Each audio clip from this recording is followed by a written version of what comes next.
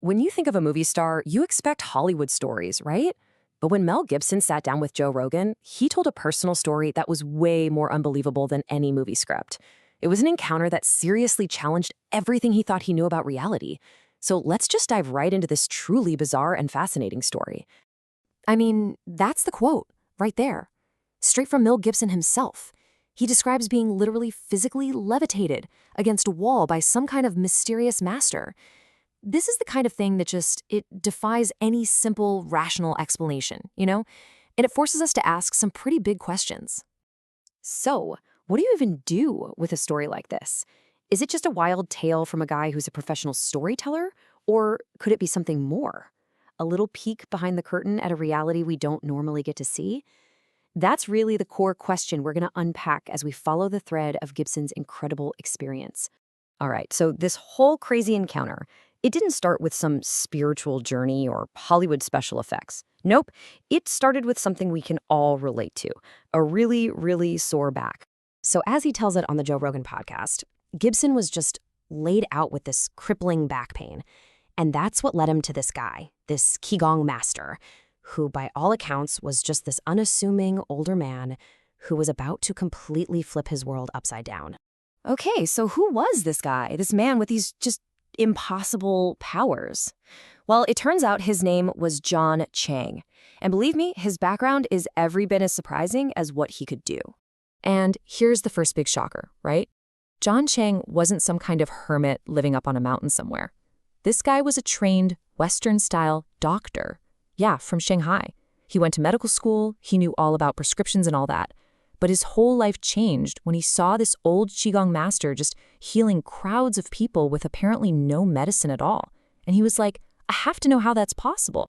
So even before the whole levitating against a wall thing, Gibson saw some of Chang's uncanny skills up close.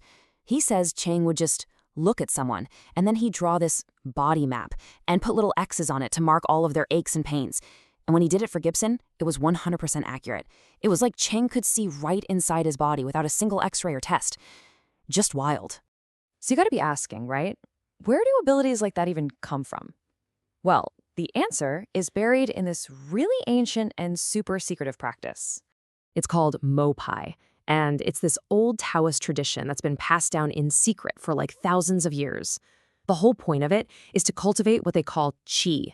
You can think of it as a kind of bioelectromagnetic energy, and it's not something you learn overnight. We're talking decades of super disciplined training. Yeah, get this. The Mopai training has 72 different levels. It's literally a lifetime's work, but it all starts with mastering two basic energies. First up is yin qi. That's the receptive or cold energy. Then you've got yang qi, which is the projective or hot energy. And for the very, very few who actually master both, they can start to combine them into this third thing, a spiritual force called Shen, which is supposed to be, well, almost unimaginably powerful. And you really have to understand the difference here. The yin qi, that's the foundation. It's considered the key to the spirit world. But the yang qi, that's where you get these really dramatic physical abilities. We're talking about generating intense heat, electricity, and yeah, exactly the kind of raw force that Mel Gibson says he experienced firsthand. Okay, I know what you're thinking. This all sounds like something straight out of a fantasy novel. But here's the twist. There's proof. Some of this stuff was actually caught on camera. So, way back when, this documentary crew somehow convinced John Chang to actually demonstrate his abilities on film.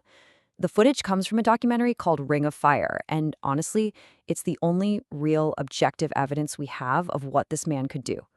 And the footage, wow, it is absolutely stunning. You see Chang light a newspaper on fire just by pointing at it from a distance. You see him conduct high-voltage electricity through his own body, completely unharmed. He even powers an LED light bulb with his bare hands. I mean, this isn't CGI, folks. This is documented footage of Yang Qi in action. And it really gives you a framework for trying to understand what happened to Gibson later on. But showing all this off to the world, it came at a huge cost. The story goes that Chang was visited by the spirit of his dead master, who was absolutely furious with him. Apparently, he'd broken one of the most sacred rules of Mopai. You never show off. And Chang felt so bad about it, like he'd committed this terrible sin, that he just cut off all contact with the outside world. He completely vanished. Okay, so with all that in mind, let's get back to the main event here. Let's get back to Mel Gibson's story and the absolute spiritual crisis it threw him into. So try to picture this, right? One day, Chang is treating Gibson's back, and he's not even touching him. He's across the room. And all of a sudden, he starts yelling. But he's not yelling at Gibson, he's yelling at his liver. And in that exact moment, Gibson says he was just thrown up against the wall, levitating, with a good 8 inches of air between his heels and the floor. You can imagine, he was absolutely terrified. He was so completely freaked out by it, his mind just went to one place. This has to be something dark, something demonic. He just couldn't process it any other way. So what does he do? He goes to someone he trusts to give him an answer, an old, very traditional Jesuit priest. So Gibson tells the priest the whole incredible story, and he asks him, straight up, is this demonic? And the priest's answer is just so surprisingly simple and down to earth. He just cuts right through all the fear and asks him, whoa, did he heal you? And when Gibson says, yeah, actually, my back pain is gone, the priest just goes, that's all right then. And that right there, that might be the most profound part of this whole story.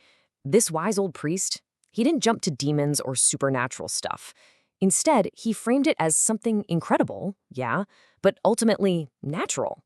He basically believed that this kind of power, even though most of us can't explain it, is still within the realm of human possibility. It's extraordinary for sure, but it's not otherworldly. And so that's where this leaves us, right? With this huge, provocative question. You take Mel Gibson's story, you put it together with that old Ring of Fire documentary footage, and you just have to wonder, are stories like this just weird one-offs? Or are they little glimpses of a potential that's actually lying dormant inside all of us, just waiting to be unlocked? I mean, what are the true limits of what a human being can really do?